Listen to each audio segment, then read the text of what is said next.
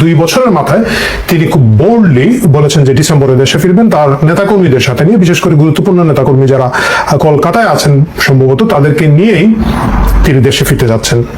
এটা বড় ঘটনা এই কারণে, যখন আপনি একটা টাইম স্কেল ঘোষণা করবেন তখন এটা একটা বোল্ড মুভ, কিন্তু একই সাথে রেপুটেশনের উপরে একটা রিস্ক তৈরি হয়।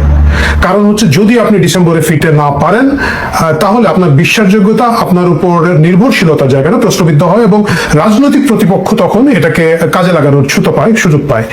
এই তো বড় একটা সুযোগ এবং রিস্ক শেখ হাসিনা নিচ্ছেন। কিসের উপরে নিচ্ছেন, এটা নিয়েই আজকের প্রথম প্রশ্ন। আমরা আসলে আলোচনা করি যে প্রথমে উনি কিভাবে ফিরছেন। দুটো ভাবে ফিরতে পারেন। নাম্বার 1 হচ্ছে গিয়ে তিনি তার মতো করে, তিনি আমরা জানি যে বেশ জেদি একজন মানুষ, এবং তার মতো করে বলেছেন যা হবার হবে, আমি দেশে যাবো এবং দেশে ফেস করবো। এটা একটা পার্ট হতে পারে। দ্বিতীয় হতে পারে একটা আন্তর্জাতিক বোঝাপড়ার মাধ্যমে, একটা আন্তর্জাতিক হিসাব নিকাশের মাধ্যমে তিনি দেশে ফিরছেন। আমাদেরকে বুঝতে হবে যে বাংলাদেশ হচ্ছে একটা খেলার জন্য খুব উর্বর ভূমি, যেখানে বিভিন্ন আন্তর্জাতিক শক্তি এখানে খেলাধুলা করে থাকেন, এবং আমরা যতই অস্বীকার করি, যতই বলি যে জনতার শক্তি, আমাদের শক্তিতে এই সব কিছু হয়, বাস্তবে তা হয় না। সেটা যে হয় না এর অসংখ্য উদাহরণ আছে। আমি তারেক রহমানের উদাহরণ দিয়ে বলি। 5 আগস্টের ঘটনার পরে কিন্তু 5 আগস্টে প্রথম শেখ হাসিনাবিহীন সরকারের প্রথম সিদ্ধান্তটা কি ছিল? প্রথম সিদ্ধান্তটা ছিল খালেদা জিয়ার মামলা প্রত্যাহার, তাকে মুক্তি দেওয়া হবে এবং তার পাসপোর্ট ফেরত দেওয়া হবে। প্রথম সিদ্ধান্ত কিন্তু দেশের অন্যান্য কোনো গুরুত্বপূর্ণ বিষয় না, খালেদা জিয়ার মুক্তি এবং খালেদা জিয়ার পাসপোর্ট ফেরত দেওয়াটা ছিল প্রথম সিদ্ধান্ত। এত কিছুর পরেও এর মানে হচ্ছে তখন বিএনপি সেই পরিমাণ স্ট্রং একটা হোল্ড ছিল তাদের, তাই না, সরকারের রাষ্ট্রে ক্ষমতায় নিয়ন্ত্রণে।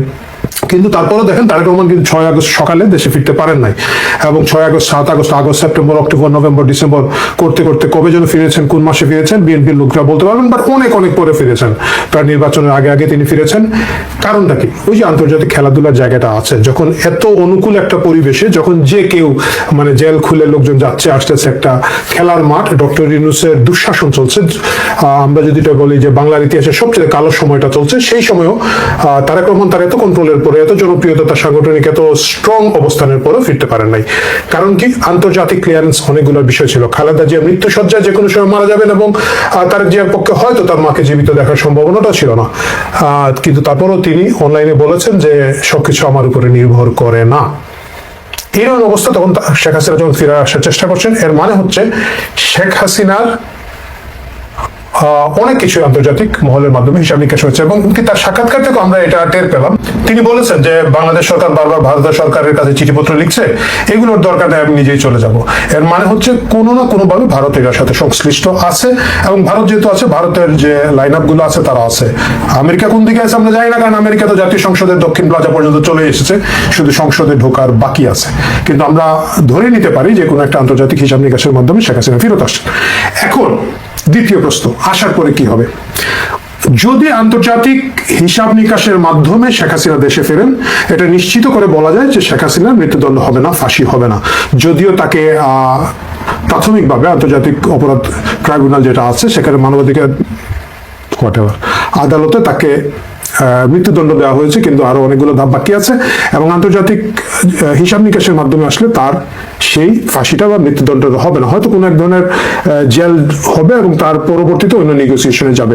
আমরা অনেকেই এই কথাটা এই কারণে বলতে চাচ্ছি যে ওই যে একটু আগে আমি শুরু করেছিলাম, ওই প্রসঙ্গে আসবো, যে প্রধানমন্ত্রী গাড়ি চালায়, দেশ কি যেন কারা চালায়, মানে লোকজন আসলে ঠিক ফিল করে না যে তারেক রহমান প্রধানমন্ত্রী হিসাবে দেশের পূর্ণ নিয়ন্ত্রণে আছেন। আপনি ভাই, আপনি বিএনপি সাপোর্টার হলে এখন আমার কমেন্টে গালি দিতে পারেন, কিন্তু আপনি ডানে বায়ে একটু জিজ্ঞেস করে দেখেন লোকজন আসলে কি মনে করে। পাবলিক পারসেপশন হচ্ছে গিয়ে কোন একটা অদৃশ্য শক্তি এই দেশের নিয়ন্ত্রণ নিয়েছে, এবং তারাই ডক্টর ইউনূসের এক্সটেনশন হিসাবে এই দেশের গুরুতর সিদ্ধান্ত, যেগুলো সিরিয়াস হিসাব নিকাশ যেগুলো তারা করছে, এবং সেই পক্ষ যদি চায় তাহলে আসলে এখানে অন্য কারো কিছু করার থাকবে না। শেখ হাসিনা দেশে ফিরবেন এবং তিনি মৃত্যুদণ্ড এড়াতে পারবেন বা ফাঁসি এড়াতে পারবেন। এখন ধরেন এটা হলো না, ওইটা উনি উনার মতো করে জোশ নিয়ে সিদ্ধান্ত নিয়ে, এবং আমরা জানি যে ওনারা অনেক কিছু আবেগে এবং জেদি সিদ্ধান্ত নেন, এবং সেই সিদ্ধান্তগুলোর অসংখ্য ভুল থাকে। আমি সেই আলাপে আজকে যাবো না, এবং সেরকম একটা সিদ্ধান্ত হলে এটা একটা ভুল সিদ্ধান্ত হবে, তার দেশে ফেরত আসলে তাহলে কি হবে? তাহলে তার যে প্রতিপক্ষ আছেন তারা চেষ্টা করবেন তাকে খুব দ্রুত ফাঁসি দিয়ে দিতে। এবং তখন প্রশ্ন হচ্ছে আওয়ামী লীগ এবং আওয়ামী লীগের যারা মানে পেরিফেরি অন্যান্য সমর্থক গোষ্ঠী আছেন, তারা কি শেখ হাসিনার এই ফাঁসির রায় ঠেকাতে পারবেন। কারণ খুব স্বাভাবিকভাবে যদি কোনো ধরনের আন্তর্জাতিক হিসাব নিকাশ এবং লোকাল হিসাব নিকাশের বাইরে শেখ হাসিনা দেশে প্রত্যাবর্তন করেন, তাকে গ্রেফতার করা হবে বিমানবন্দর থেকে, যেভাবে আসবেন তিনি সাথে সাথে তাকে গ্রেফতার করা হবে। এবং যারা ক্ষমতায় আছেন বিএনপি জামাত জোট, তারা চেষ্টা করবেন খুব দ্রুত যাতে মৃত্যুদণ্ডটা কার্যকর করা হয়।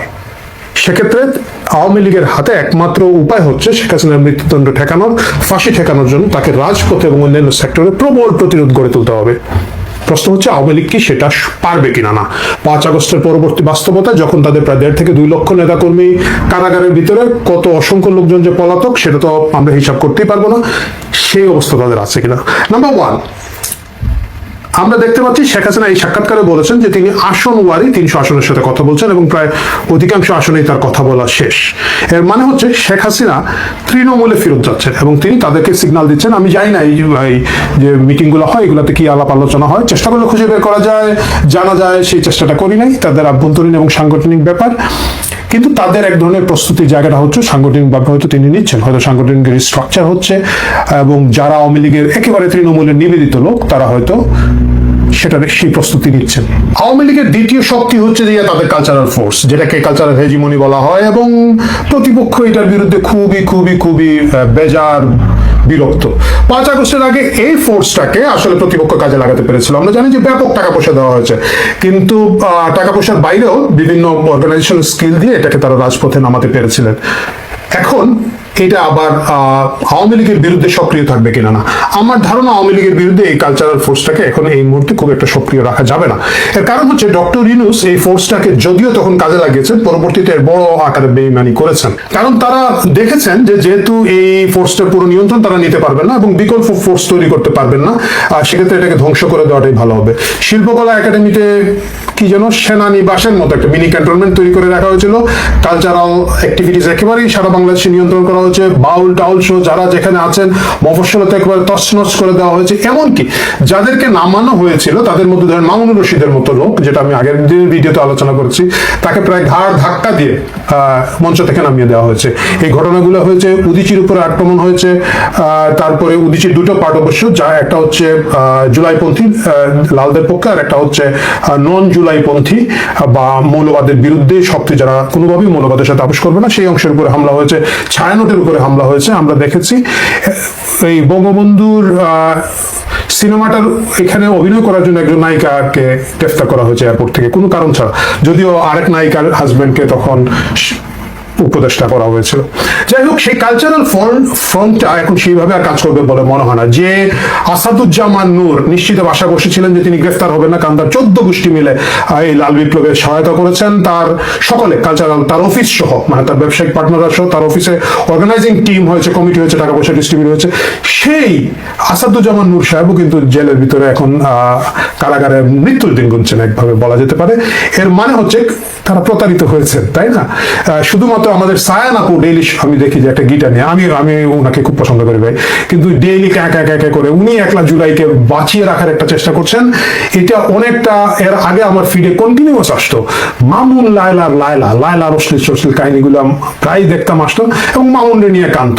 ওইটা যেরকম বিরক্তর উৎপাদন করতেছে, সায়ান আপুর এই বারবার মানে একা বিপ্লব 2 হাতে ঠেকায় রাখার চেষ্টাটা কাছাকাছি লাগছে। যাই হোক, সায়ান আপুকে শুভেচ্ছা, কারণ আমার খুব প্রিয় একজন শিল্পী।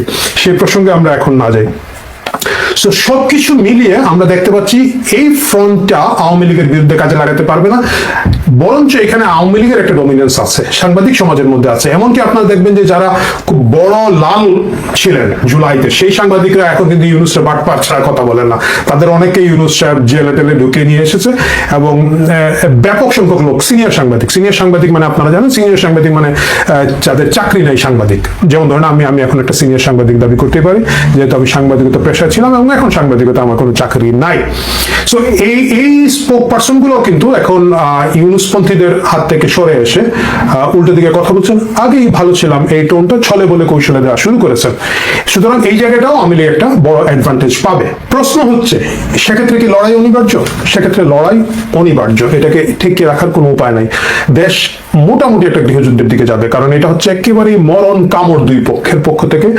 দেশ এখন কেন সেই জায়গায় যাবে, কারণ হচ্ছে গত 5 আগস্ট পরবর্তী সময় দেশের ভিতরে যে সহাবস্থান, ন্যূনতম একটা ভদ্র সহাবস্থান ছিল, এই জিনিসটা ধ্বংস হয়ে গেছে। এটা সুকৌশলে ধ্বংস করে দিয়ে একেবারে মুখোমুখি দাঁড় করিয়ে দেওয়া হয়েছে। আগে কি হতো, আগে ধরেন একটা রেজিম চেঞ্জ হতো, সরকার চেঞ্জ হতো, একটা দলের পর আরেকটা দল আসতো, তাদের বড় যারা আছেন ধরুন সচিবালয়ের সিনিয়র সচিব, সচিব টচিব, এগুলো পরিবর্তন হতো, আর্মি পুলিশের প্রশাসনের পরিবর্তন হতো, কিন্তু সাধারণ একটা তৃণমূলের লোক যিনি চাকরি করে যাচ্ছেন, তিনি হয়তো কোন একটা রাজনৈতিক দলের সমর্থক, তাকে নিয়ে অনেকটা ওই যে আর্জেন্টিনা ব্রাজিলের মতো হাসা আসতো, কি রে তোমরা হেরে গেছো, এটা, কিন্তু তার জীবন জীবিকা কখনো ঝুঁকির মুখে পড়তো না। 5 আগস্টের পরে আমরা দেখতে পাচ্ছি প্রত্যেকের জীবন জীবিকা, বাসস্থান, নিরাপত্তা সবকিছু ঝুঁকির মুখে পড়ে যায়। মানে একেবারে তৃণমূল, একেবারে গ্রামের একটা প্রাইমারি স্কুলের অঙ্কের টিচার, তাকে পর্যন্ত ঘাড়ে ধরে থাপ্পড় দিয়ে বের করে দেওয়া হচ্ছে। সুতরাং এই যে প্রত্যেকটা লোকের জীবন এখন আসলে রাজনৈতিক পট পরিবর্তনের উপরে নির্ভর করছে, রাজনীতির পরিবর্তনের উপর নির্ভর করছে, এবং যার কারণে প্রত্যেকটা মানুষের এখন জান দিয়ে লড়ার দুই পক্ষে প্রশ্ন উঠে এসেছে। যে লোক কিছুই ছিল না, যে লোকরা আপনারা জীবনে দেখেন নাই, চিনেন নাই, বুঝেন নাই, সেই লোক এখন দেখবেন বড় বুদ্ধিজীবী, সে দেখবেন একজন বড় মুক্ত মুখ হাবিজাবি হয়ে বসে আছে। সে কি তার আসন ছাড়তে চাইবে? যারা এক্সপোজ হয়েছে জামাতের পক্ষে, সেটা একেবারে মনে করেন যে লোক দীর্ঘদিন ছদ্মবেশের মধ্যে ছিল, একেবারে তথাকথিত সেকুলার পোশাক পরে মাথায় কাপড় না দিয়ে ঘুরতো, সেও দেখা যাচ্ছে যে ডাকসু নির্বাচনের পরে হিজাব টিজাব দিয়ে ঘুরে গেছে, একমাত্র মোনামি ম্যাডাম বাদ, বাট ওনার কথা বাদ। এই যে যারা এক্সপোজ হয়ে গেছে, তারা কি করবে? তাদের তো একটা অস্তিত্বের লড়াই, সুতরাং তারাও মরণ কামড় দিবে। সেই মরণ কামড়ের মধ্য দিয়ে তারা তাদের টিকে থাকতে যাবে, এবং উল্টো দিকে যারা গ্রেফতার আছে, দেশ বাড়ি ছাড়া আছে, ঘর বাড়ি ছাড়া আছে, চাকরি হারিয়েছে, ব্যবসা হারিয়েছে, বিভিন্নভাবে ক্ষতিগ্রস্ত, তারাও টের পেয়েছে এখন যে রেজিম চেঞ্জের সাথে তাদের প্রত্যেকের জীবন মান এবং জীবনের নিরাপত্তা একটা বড় ঝুঁকির মুখে পড়ে যায়। সুতরাং তারাও চেষ্টা করবে তাদের মতো করে আওয়ামী লীগের সাপোর্ট দিয়ে অন্তত পক্ষে একটা পলিটিক্যাল গ্যাঞ্জামের মধ্য দিয়ে নিজেদের স্পেস তৈরি করে ফেলার চেষ্টা করবে। শেষ পর্যন্ত কি হবে আমরা জানি। 5 আগস্টের পরে যে থানাগুলো লুট হয়েছিল, সেই অস্ত্রগুলো উদ্ধার হয় না। এই অস্ত্রগুলো জুলাইপন্থীদের হাতে আছে। এর মধ্যে আমরা 2-1বার একটু খোঁজ খবর দেখেছিলাম, পাকিস্তান থেকে অস্ত্র আসতেছে। সেই অস্ত্র কতগুলো বৈধ পথে এসেছে, কতগুলো অবৈধ পথে এসেছে আমরা জানি না। আমরা দেখেছি পাকিস্তানে ঘন ঘন জুলাই বিপ্লবের নেতারা যান এবং সেখানে তারা অনেক বেশি আদর আপ্যায়িত হন। পাকিস্তান হাই কমিশনের সাথে দেখা করেন অনেক লোকজন। সুতরাং আমরা ধরেই নিতে পারি আইএসআই অ্যাক্টিভলি এখানে কাজ করবে এবং তারা চেষ্টা করবে শেখ হাসিনার ফিরে এসে নিরাপদে থাকার পলিটিক্যাল ফিরে আসা তাকে যে কোনো মূল্যে প্রতিহত করতে। উল্টো দিকে হাসিনাপন্থী যে আছেন, অবভিয়াসলি অস্বীকার করার কিছু নেই, ভারত হয়তো চেষ্টা করবে কিছুটা সাহায্য করতে। ভারতের গোয়েন্দা সংস্থা যদি আইএসআই উল্টো দিকে থাকে, এদিকে থাকার চেষ্টা করবে। চায়না এখানে একটা বড় প্লেয়ার হয়ে গেছে, টার্কি একটা বড় প্লেয়ার হয়ে গেছে, বাট এটা একটা বড় আকারের ফাইটে যাচ্ছে। আজকের ভিডিওর শিরোনাম করেছিলাম যে এর মাধ্যমে আওয়ামী লীগের বিলুপ্তির একটা ঝুঁকি আছে কিনা। না, হ্যাঁ, এর মাধ্যমে বিলুপ্তি হওয়ার ঝুঁকি আছে যদি শেখ হাসিনা ডিসেম্বরে আসার কথা বলে না আসেন। যদি অন্য কোনো সিচুয়েশন তৈরি হয় সেটা আলাদা, কিন্তু যদি না আসেন, আওয়ামী লীগের বিশ্বাসযোগ্যতা, শেখ হাসিনার বিশ্বাসযোগ্যতা নিয়ে কথা বলার সুযোগ তৈরি হবে। এটা স্লোলি আওয়ামী লীগকে ক্ষতিগ্রস্ত করবে। আর যদি শেখ হাসিনা ফেরত আসেন এবং শেখ হাসিনার মৃত্যুদণ্ড বা ফাঁসি যদি আওয়ামী লীগ এবং আওয়ামী লীগ সমর্থকরা ঠেকাতে না পারেন, সেক্ষেত্রে পরবর্তীতে তারা এই দেশে রাজনীতি করতে পারবেন না। সুতরাং তারা খুবই জোরালো চেষ্টা করবেন এবং শেখ হাসিনার রাজনৈতিক ফেরত আসা এবং অবস্থান গ্রহণ করাকে ঠেকানোর জন্য আমরা জানি যারা আইএসআই সমর্থিত জঙ্গি গোষ্ঠীর যে অংশটুকু আছে তারা চেষ্টা করবে। যারা বিগ স্ক্রিনে জুলাই পন্থী হিসেবে নিজেদেরকে দাবি করে সুবিধা পেয়েছেন তারা তাদের মতো করে চেষ্টা করবেন। সাধারণ যারা জুলাইতে ইনভলভ ছিলেন তারা তাদের মতো করে খেলার চেষ্টা করবেন। সবকিছু মিলিয়ে আগামী ডিসেম্বরে শেখ হাসিনা যদি ফেরত আসেন, সেটা শুধু আওয়ামী লীগের রাজনৈতিক পুনর্বাসন অথবা বিলুপ্তির দিকে নিয়ে যাবে না, সারা বাংলাদেশের রাষ্ট্রের অস্তিত্ব, রাজনৈতিক ঘটনা এবং অবস্থান কোন দিকে যাবে সেটাও একটা বড় প্রশ্ন হয়ে থাকবে। আমি আপনি সবাই মিলে সেটা আগামীতে দেখতে থাকবো। ভালো থাকুন দর্শক, কথা হবে কালকে অন্য কিছু নিয়ে। আমি গতকাল একটা আলোচনা করেছিলাম, এটা খুব সাংঘাতিক একটা এক্সপিরিয়েন্স হয়েছে। আলোচনাটার শিরোনাম ছিল শেখ হাসিনার নতুন ঘোষণা, নতুন চ্যালেঞ্জ। অনেকেই দেখেছেন, লক্ষ লক্ষ মানুষ দেখেছে আপনার ইউটিউবে এবং ফেসবুকে। বিশেষ করে ফেসবুকের কমেন্ট গুলা নিয়ে প্রায় আজকে সারাদিনে খুব কম করে হলো 15-20 মিনিট সময় কাটিয়েছি। হাজার হাজার কমেন্ট, এবং আমি খুব অবাক হয়ে দেখলাম যে কমেন্টগুলো 2 ভাগে বিভক্ত। ওই কন্টেন্টটাই বোধ হয় লাইকটাই কি দেখলাম কত হাজার 10 লাইক আছে, এরকম আছে, কিন্তু কমেন্টও আছে কয়েক হাজার। একদম দুই মেরুতে বিভক্ত বাংলাদেশ আমি দেখতে পেলাম আমার ওই ফেসবুক কন্টেন্টে। ইউটিউবেও আছে, ইউটিউবের কমেন্ট গুলো ওরকম দুই ভাগে বিভক্ত। এক অংশ যে শেখ হাসিনা মাথা কুচু করে আসলে পরে শেখ হাসিনার মাথা কেটে নিব, শেখ হাসিনা আসলে শেখ হাসিনা জয় বাংলা করে দিব, এই টাইপের। এবং অনেকটা তারা ঠিক মানতে চান না শেখ হাসিনা আসছেন ডিসেম্বরে, এই ঘোষণাটা যে উনি দিয়েছেন এবং তিনি যে বারবার রিপিট করছেন তিনি আসছেন, তিনি আইনের আত্মসমর্পণ করবেন এবং একা আসছেন না, তার দল বল নিয়ে লাটবহর যা আছে তার যারা দেশ ছেড়ে যেতে বাধ্য হয়েছে তাদের সবাইকে নিয়ে তিনি ফেরার ঘোষণা দিয়েছেন। এটা একটা অংশ তাদের পক্ষে একেবারে নেওয়া সম্ভব হচ্ছে না। তারা অনেকেই এখন এটাকে স্ট্যান্ডবাজি মনে করছেন, তারা অনেকেই ভাবছেন যে এটা একেবারেই সম্ভব না, শেখ হাসিনা তার লোকজনকে চাঙা করার জন্য বলছে। আমরা কমেন্টে অন্তত সেরকমই দেখতে পাচ্ছি। এবং আরেক অংশ তারাও তাদের বিশ্বাস এবং অবস্থান থেকে একদম একেবারে কনফিডেন্ট যে শেখ হাসিনা আসছেন। এবং শেখ হাসিনা আসছেন বলতে তারা যেটা বুঝছেন যে শেখ হাসিনা আসছেন, আসা মাত্রই হয়তো বাংলাদেশের সার্বিক পরিস্থিতি পুরোপুরি ওলটপালট হয়ে যাবে। এখন এইটা শেখ হাসিনা কিন্তু নিজেও বলছেন না। শেখ হাসিনা যে কোনো বিপ্লবকে নেতৃত্ব দিতে আসছেন বা কোনো অভ্যুত্থানকে নেতৃত্ব দিতে আসছেন, এটা কিন্তু শেখ হাসিনা নিজে বলছেন না। তিনি বলছেন যে তিনি আইনের প্রতি শ্রদ্ধা জানিয়ে আইনের কাছে আত্মসমর্পণ করতে আসছেন। যদিও এই ইন্টারন্যাশনাল ক্রাইম ট্রাইব্যুনাল নিয়ে তাদের মধ্যে অবস্থান ভিন্ন রকম, তারা এই ক্রাইম ট্রাইব্যুনালের উপর আস্থা রাখেন না বা এই ট্রাইব্যুনালকে তারা সঠিক মনে করেন না, কিন্তু তারপরও তিনি ফিরে আসছেন। এখন আমার কাছে যেটা মনে হয়, এবং আমি দেখেছি বিএনপির দায়িত্বশীল মানুষজনের কমেন্ট আমরা কয়েক জায়গায় পেয়েছি, বিভিন্ন নিউজে দেখেছি, জামাত ইসলামের মানুষজনের কথা শুনেছি, এনসিপির মানুষজনের কথা শুনেছি। আমার কাছে যেটা মনে হচ্ছে, এই যে শেখ হাসিনা আসছেন ডিসেম্বরে এবং এসে তিনি আদালতে আত্মসমর্পণ করবেন, তার কি এই বুঝটুকু নাই? তিনি কি এই বুঝটুকু না বুঝে আসছেন যে উনি দেশে যাবেন, তার দলবল যারা আছে সবাইকে নিয়ে যাবেন, তারপরে আদালতে আত্মসমর্পণ করবেন, আদালতে বিচার হবে, বছরের পর বছর থাকবেন, আওয়ামী লীগ নেতৃত্ব শূন্য থাকবে কার্যত, তারপরে আওয়ামী লীগ নিষিদ্ধ থাকবে, আগামী নির্বাচন পর্যন্ত বিএনপি ক্ষমতায় থাকলে তারা আওয়ামী লীগকে বাদ দিয়ে আবার ভোট হবে। শেখ হাসিনা কি এই বুঝটা না বুঝে দেশে পাড়া দিচ্ছেন? আপনাদের কাছে কি তাই মনে হয়? দেখবেন প্রশ্নটা অনেকেই করে, শেখ হাসিনা আসছেন মানে তিনি কিছু না কিছু একটা তার পরিকল্পনা আছে বা কিছু না কিছু অন্যরকম কিছু একটা আওয়াজ পাওয়া যায়। দেখেন রাজনীতিতে 5ই আগস্টের 1 মাস আগেও কেউ জানতো না যে শেখ হাসিনা বিদায় হচ্ছে, কেউ জানতো না বিএনপি মহাসমারোহে রাজনীতিতে ব্যাক করছে, এটা কেউ বুঝতে পারেনি। ফলে আওয়ামী লীগের ক্ষেত্রে এটা ঘটবে না, এটা বলা খুব মুশকিল। এখন যেই কথাটা আমি আপনাদেরকে বলছি, শেখ হাসিনা আসা নিয়ে রাজনৈতিক অঙ্গনে একটা গোমট পরিস্থিতি তৈরি হয়েছে। আনুষ্ঠানিকভাবে বিএনপি মন্ত্রীরা কথা বলছেন, তারপর প্রধানমন্ত্রী কথা বলছেন, বিএনপির যারা প্রধানমন্ত্রী উপদেষ্টা তারা কথা বলছেন, কিন্তু তারা কেউই আনুষ্ঠানিকভাবে শেখ হাসিনা আশাটা নিয়ে তেমন একটা মুখ খুলছেন না। এনসিপির পক্ষ থেকে মাথা খারাপ অবস্থা। এনসিপির নাহিদ ইসলাম তাৎক্ষণিকভাবেই বলছে শেখ হাসিনা আসছে ফাঁসির রায় কার্যকর করতে। শেখ হাসিনা কি নাহিদ ইসলামের যে কম চালাক? নাহিদ ইসলামের যে রাজনৈতিক জ্ঞান শেখ হাসিনার কম? যে শেখ হাসিনা এই বোধটা নাই যে আইসা পরে সোজা ফাঁসি মারাটা গলায় পড়বেন? এমন কিছু কি শক্তি তার কাছে আছে, নিহিত আছে, যে শেখ হাসিনার কাছে যেই শক্তির বলে তিনি বাংলাদেশে পাড়া দেওয়ার চিন্তা করছেন? আপনাদের মাথায় এই চিন্তাটা আসে না? আমার কাছে কেন যেন মনে হয় যে ভিতরে শেখ হাসিনা যত সরলভাবে সহজে ইন্টারভিউতে বলে দিচ্ছেন আমি ডিসেম্বরে যাচ্ছি, লোকজন নিয়ে যাচ্ছি, আদালত আত্মসমর্পণ করবো, সমীকরণটা এত সহজ না। নাহিদ ইসলামদের মাথা গেছে, আসিফ নজরুলদের মাথাও গেছে। আসিফ নজরুলকে নিয়ে আমরা পরবর্তীতে আরেকটা কন্টেন্টে আলাপ করবো। আরো গেছে যে গুমট মেরে থাকা বিএনপিতে যারা 5 আগস্ট পরবর্তী বিএনপির নাক কান ডুবিয়েছে, 5 আগস্ট পরবর্তী সময়ে চাঁদাবাজিতে নিমগ্ন হয়েছে, ভুয়া মামলাবাজিতে নিমগ্নিত হয়েছে, মামলা বাণিজ্যে জড়িত হয়েছে, এই অংশটা মাথা কিছু হেঁটে হয়েছে। আজকে বিবিসি একটা রিপোর্টে কয়েকজনের প্রতিক্রিয়া নিয়েছে, আমি খুব আংশিকভাবে আপনাদেরকে সেই প্রতিক্রিয়াগুলো একটু টাচ করে যেতে চাই। যেখানে বলছে শেখ হাসিনার দেশে ফেরার বক্তব্য নিয়ে যা বলছে বিএনপি, জামাত ও এনসিপি, আলাদা আলাদা করি এই 3টা দলের বক্তব্য বিবিসি ছেপেছে। সেখানে বিচার নিশ্চিত করার কথা বলছে বিএনপি বলছে বিচার নিশ্চিত করা। সেখানে বিএনপির সিনিয়র যুগ্ম মহাসচিব প্রধানমন্ত্রী উপদেষ্টা রুহুল কবির রিজভী আহমেদ, তার বক্তব্য ছাপা হয়েছে। তিনি বলছেন, রুহুল কবির রিজভী আহমেদ যে প্রধানমন্ত্রীর রাজনৈতিক উপদেষ্টা ও বিএনপির জ্যেষ্ঠ যুগ্ম মহাসচিব রুহুল কবির রিজভী বিবিসি বাংলাকে বলেন, ক্ষমতাচ্যুত শেখ হাসিনার বিরুদ্ধে 2024 সালে জুলাই গণঅভ্যুত্থানে হত্যাযজ্ঞের একটি মামলায় বিচার শেষে ঢাকার আদালতে ফাঁসির রায় হয়েছে। আরো অনেক হত্যা মামলা আদালতে তার বিচার চলছে। এই বিচারের বিষয় উল্লেখ করে মিস্টার রিজভী বলেন, হাসিনার অপরাধের ব্যাপারে আদালত সিদ্ধান্ত নেবে।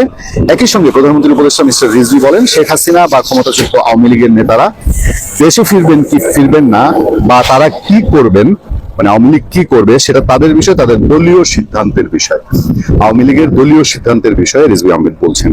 আরেক জায়গায় তিনি বলছেন যে জুলাই আন্দোলনে উনি শেখ হাসিনা যে হত্যার মহাযজ্ঞ চালিয়েছেন, শিশু কিশোরদের হত্যা করেছেন, সেই হত্যাযজ্ঞের বিচার নিশ্চিত হোক, সেটা জনগণ চায়। আদালতে বিচার চলছে, ফলে অপরাধের ব্যাপারে বিচার হবে এবং আদালত সিদ্ধান্ত নেবে। আরো তিনি কয়েকটা কথা বলেছেন, আমি সেই সবের দীর্ঘ জায়গায় যাচ্ছি না। তার প্রতিক্রিয়ায় জামাত কথা বলেছে বিবিসির সঙ্গে।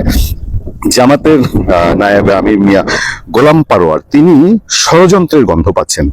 জামাত এখন জাতীয় সংসদের প্রধান বিরোধী দলটির সেক্রেটারি জেনারেল মিয়া গোলাম পারোয়ার তিনি বিবিসি বাংলাকে বলেছেন, ক্ষমতাচ্যুত শেখ হাসিনার বক্তব্যের পেছনে একটা অন্তর্নিহিত রহস্য এবং ষড়যন্ত্র যেমন থাকতে পারে, সেখানে দেশের অভ্যন্তরীণ রাজনীতিও কেউ এই ষড়যন্ত্রের অংশ হতে পারে। মানে জামাত মিন করেছে যে বিএনপি সরকারের ভেতরে কেউ শেখ হাসিনার ফিরে আসার সাথে সম্পৃক্ত, এবং আওয়ামী লীগের পুনর্জাগরণ, এস্টাবলিশমেন্ট বা পুনরুত্থান, সেটার সাথেও বিএনপি জড়িত, এরকম বলছেন। যে জামাত সেক্রেটারি জেনারেল এও বলেন, যদিও স্বরাষ্ট্রমন্ত্রী আওয়ামী লীগের বিরুদ্ধে কড়া কথা বলেছেন, কিন্তু আওয়ামী লীগকে পুনর্বাসনের জন্য সরকারের কোনো অংশ পরিকল্পিতভাবে কাজ করে থাকতে পারে। এটা হচ্ছে গোলাম পারোয়ারের ডাউট। তিনি আরো কিছু কথা বলেছেন, সেগুলো আপনারা বিবিসি থেকে পড়ে নেবেন।